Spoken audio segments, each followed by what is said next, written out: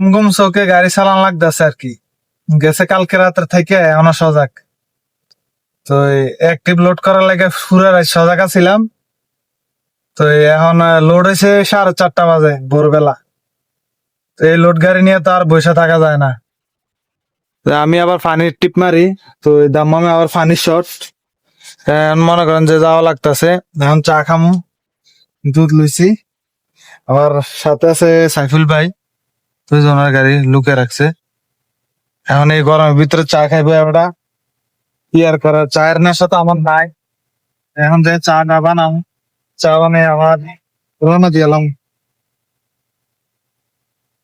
50 degree হারারা। এই হচ্ছে সাইফুল ভাই, ঠিক আছে। এই গরমের ভিতরে মনে করেন যে চা খাইতে হবো।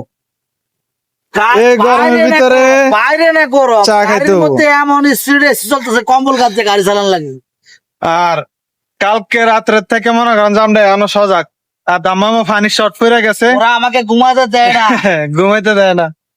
এখন মনে করেন যে চাটা বানাইয়া আবার রওনা দিলাম দাম্মামের দিকে।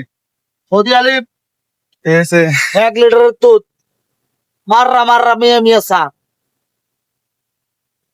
এই যে দেন, দাম্মাম যাওয়ার সময় পরে আলদ্রিস মাত্তা। তো এটা হচ্ছে সাইফুল ভাইয়ের এখন আমরা ঘুরে Express শুনে গাড়ি। আছি, কোন জায়গা করতে পারি না।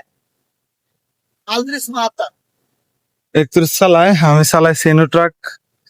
আমারটা জার্মানি গাড়ি, আর ওনা কংক্রিট হচ্ছে চায়না। চায় না, ওই ঠিক আছে, আমারটা হচ্ছে জার্মানি।